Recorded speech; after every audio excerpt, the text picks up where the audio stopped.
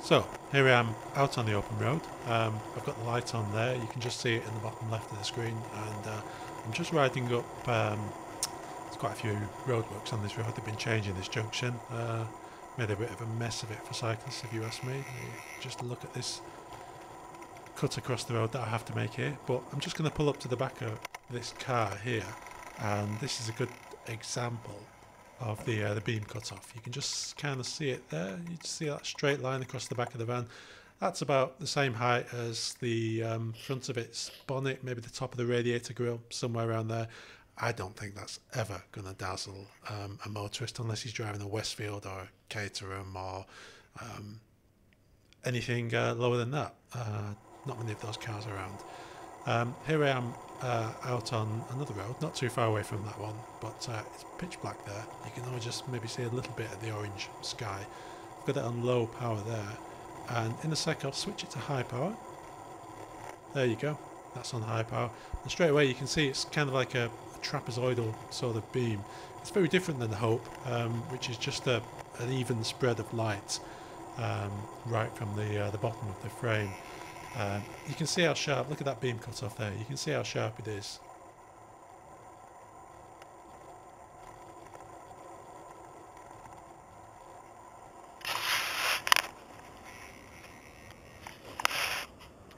Okay, so this is obviously in the middle of nowhere. I'm actually pointing the camera up at the sky at the moment. You can probably just see a little bit of light. That's a street light over there. And there's the GoPro flashing away. I've just tilted down now. So I will turn the Hope on to full brightness.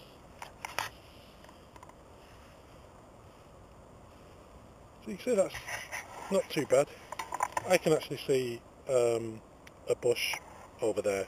The camera's not really sensitive enough to pick that up, but it gives you an idea of the sort of spread on the floor of the Hope. So I'll just contrast that with the Philips light.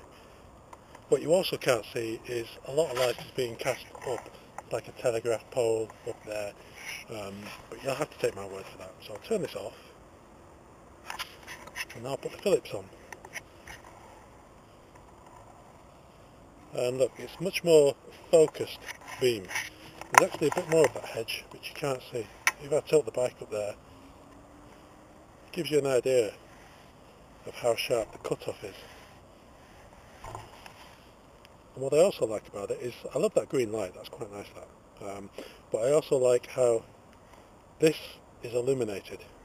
With the Hope, I mean it's quite an old design now, so maybe Hope have changed that, but sometimes when you're cycling through traffic you can't really tell if it's on or off, other than the reflection in car license plates and on road signs and things.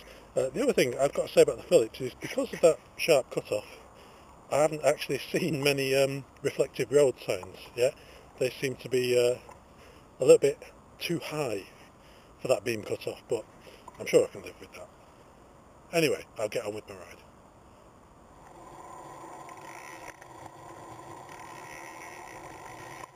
One thing I have noticed about this light is that there's not much in the corners.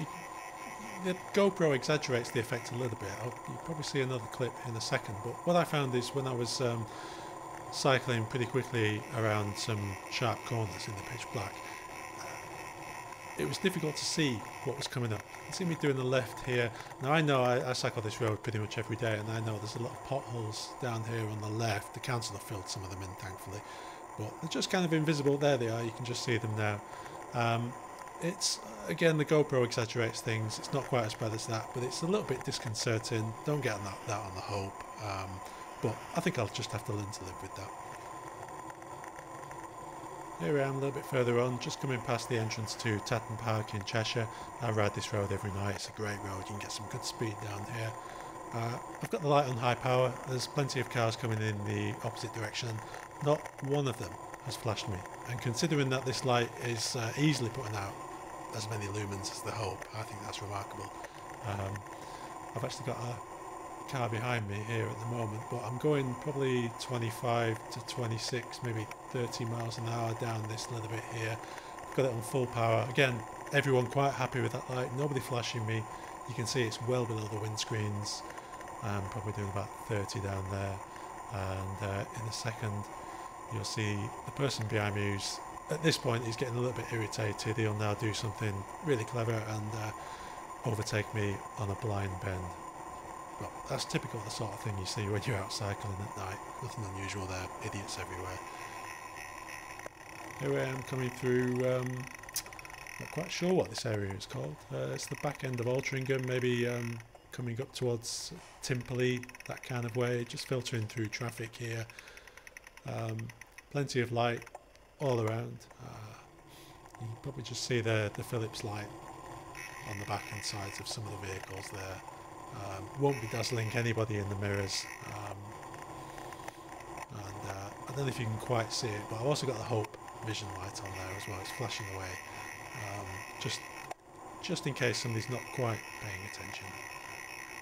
But again, you can see on the back of that BMW, you can see exactly where the top of the beam of light is. I think it's superb. I'm very happy with it.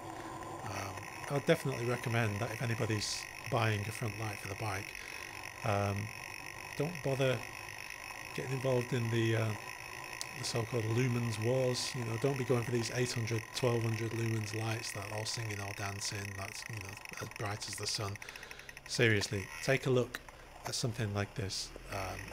It's only a low power light, but it's a focused low power light, which means basically everything out the front of that light is going exactly where you need it.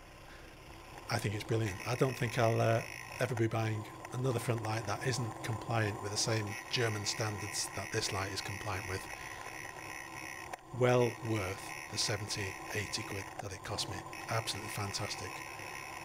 I think the Hope is now on the scrap heap.